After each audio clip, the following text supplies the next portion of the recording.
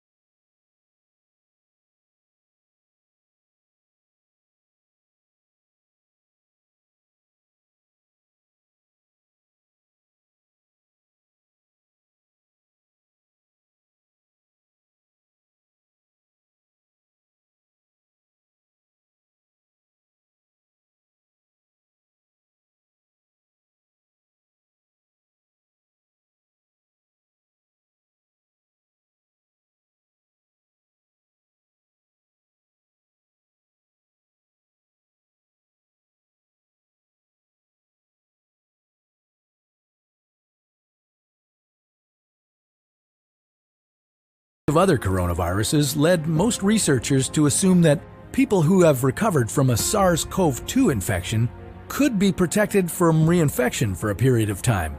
But that assumption needs to be backed by empirical evidence, and some studies suggest otherwise. There are several different approaches for a potential vaccine.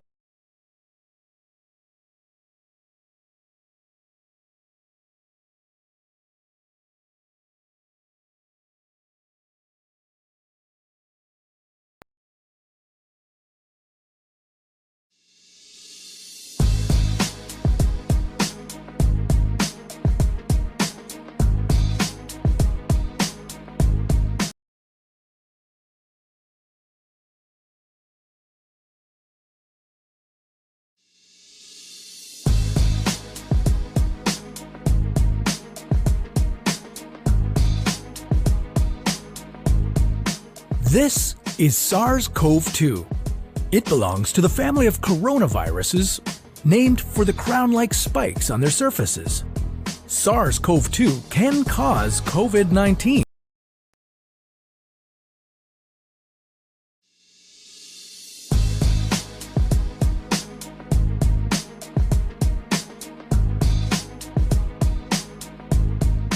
This is SARS-CoV-2.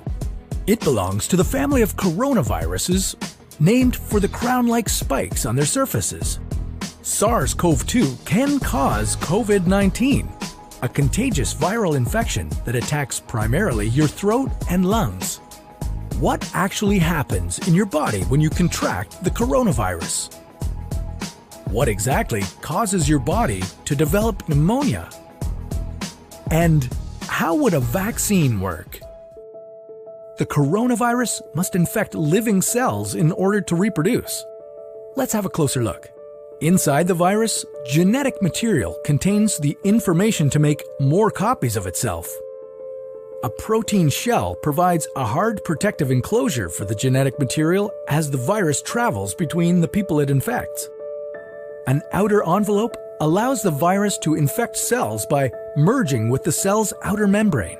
Projecting from the envelope are spikes of protein molecules.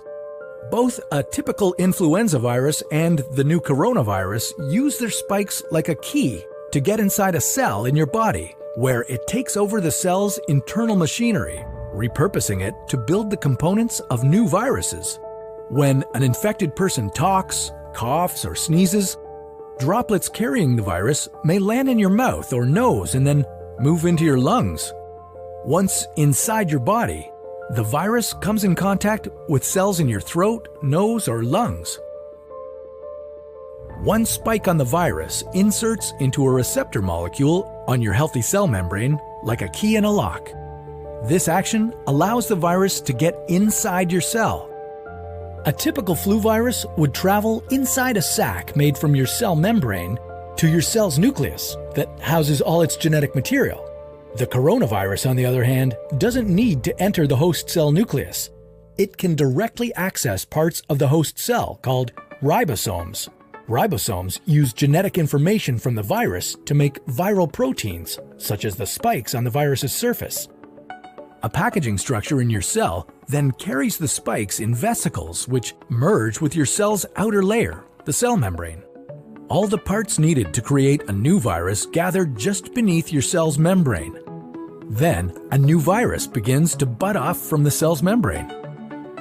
Now, with the virus spreading in your body, how can you develop pneumonia symptoms? For this, we'll have to look into your lungs.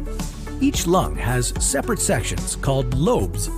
Normally, as you breathe, air moves freely through your trachea or windpipe, then through large tubes called bronchi, through smaller tubes called bronchioles, and finally into tiny sacs called alveoli. Your airways and alveoli are flexible and springy. When you breathe in, each air sac inflates like a small balloon.